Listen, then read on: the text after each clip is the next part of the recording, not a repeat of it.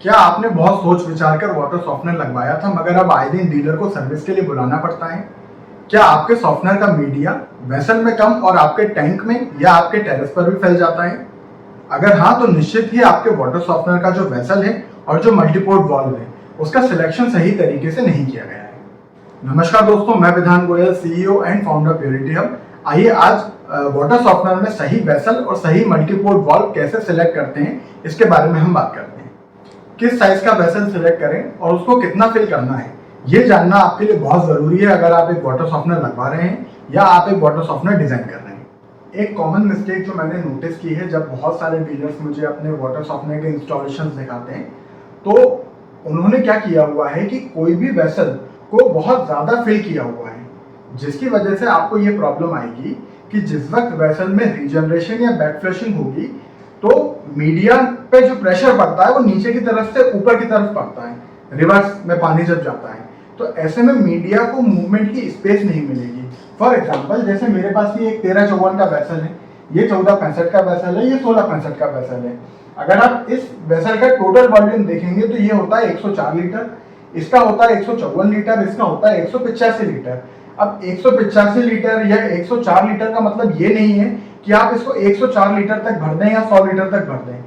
आप इस चीज को तो सिद्धांत बना लीजिए, रूल मान लीजिए कि आपको कोई भी जो वेसल है वो उसकी टोटल वॉल्यूम से 20 से 30% तक खाली रखना है। फॉर एग्जांपल, अगर ये 104 लीटर का इसका टोटल वॉल्यूम है तो अगर आप मेरा सॉफ्टवेयर डिजाइन देखेंगे तो हम इसमें मैक्सिमम 75 लीटर तक रेजन फिल करते हैं, यानी वो लगभग 25 से 26% हो गया।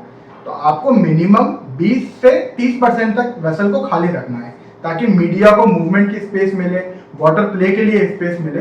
अगर आप ऐसा नहीं करते हैं तो पानी फ्लो होने में परेशानी नहीं आएगी, लेकिन जिस वक्त रीजनरेशन होगा उस वक्त बहुत सारी परेशानी आ सकती है।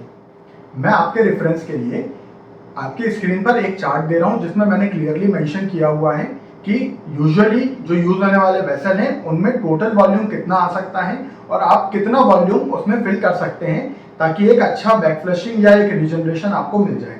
तो अगर आप एक डीलर हैं जो वाटर सॉफ्टनर खुद ही बनाते हैं और सेल करते हैं तो आप इस चार्ट से रेफरेंस ले सकते हैं।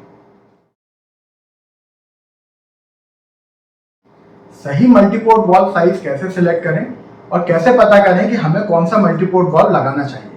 दोस्तों, काफी सारे लोग इस चीज को लेकर कंफ्यूज हो जाते हैं कि उनको कौन सा मल्टीपोर्ट वाल्व सेलेक्ट करना है उनके वाटर सॉफ्टनर के लिए। तो मेरे पास दो यहाँ पे मल्टीपोर्ट वाल्व है, ये 1 इंच का मल्टीपोर्ट वाल्व है, ये 1.5 इंच का मल्टीपोर्ट वाल्व है।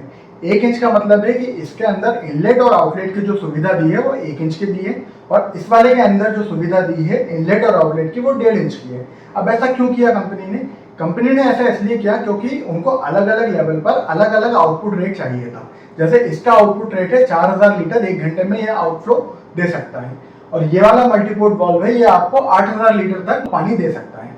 तो अब काफी सारे डीलर्स क्या मिस्टेक करते हैं और अक्सर मैंने ये देखा है वो नॉन अवेलेबिलिटी की वजह से ऐसा कर देते हैं कि अगर उनके पास 1.5 इंच का पोर्ट नहीं था तो उन्होंने क्लाइंट के 1.5 इंच की लाइन को रिड्यूसर लगाकर 1 इंच में कन्वर्ट कर दिया। अब ऐसे में परेशानी क्या आएगी कि ओवर प्रेशर उनके मल्टीपोर्ट वाल्व पे पड़ेगा और वो ब्रेक हो सकता है या कोई लाइन फट सकती है। अब आपको ये सोचना है कि क्लाइंट के जो 1.5 इंच की लाइन आपको मिली थी वो निर्णय किसका था? ना तो वो क्लाइंट का निर्णय था, ना तो वो क्लाइंट के प्लम्बर का निर्णय था। वो निर्णय था जब क्लाइंट ने 2 HP या 3 HP का मोटर लगवाया होगा तो पंप मैन्युफैक्चरर ने ही ये निर्णय दिया होगा ना उसको कि हमें 2 इंच की लाइन का आउटपुट जाएगा ऊपर तक। ये क्लाइंट ने या क्लाइंट के प्लम्बर ने तो तय नहीं किया होगा। तो अगर आप आगे लाइन रिड्यूस कर देते हैं तो आपने क्या किया कि पीछे की पूरी डिजाइन ही गलत कर दी और ऐसे में ओवर प्रेशर की वजह से आपको परेशानी आएगी। और ऐसे में कभी कभी मैंने ये भी देखा है कि एक हमारे मित्र हैं, उन्होंने मुझे अपना सॉफ्टवेयर का डिजाइन दिखाया था। उन्होंने क्या किया हुआ था कि 1 इंच की लाइन को बड़ा कर दिया था, 1.5 इंच में कन्वर्ट कर दिया था और 1.5 इंच का पोर्ट लगा दिया। तो ऐसे में ना तो फ्लो रेट बढ़ेगा, आप कितना भी उसको आगे बड़ा कर दें, ना अगर आप छोटा करेंगे तो फ्लो कम हो जाएगा, प्रेशर ही बढ़ेगा। तो आपको कभी भी ये नहीं करना। तो सिंपल सा सिद्धांत ये है कि अगर 1 इंच की लाइन आपको मिल रही है क्लाइंट के यहाँ तो आप 1 इंच का पोर्ट लगा दीजिए, 1.5 इंच की मिल रही है तो 1.5 इंच का लगा दीजिए और 2 इंच की मिल रही है तो 2 इंच का लगा दीजिए। दोस्तों, एक चीज और बहुत इंपॉर्टेंट है, वो ये है कि कभी कभी आपका वेसल सिलेक्शन आपके मल्टीपोर्ट वाल्व सिलेक्शन पर भी निर्भर करेगा। वो कब करेगा? जब आप साइड माउंट मल्टीपोर्ट वाल्व को सिलेक्ट करेंगे। साइड माउंट आप कब सिलेक्ट करते हैं, जब आपका वेसल साइज बहुत बड़ा हो और आपकी हाइट से या जनरल हाइट से बहुत ज्यादा ऊंचा होता है, तो आप उसमें नॉर्मली हाथ उठाकर सेटिंग नहीं कर सकते। सिंपली इसके लिए अब साइड माउंट मल्टीपोर्ट वाल्व आने लगे हैं जो आपके वेसल के लगभग सेंटर में आ जाते हैं और आप इजीली उनमें एक्सेसिबल होते हैं और इजीली आप उसमें सेटिंग्स कर सकते हैं।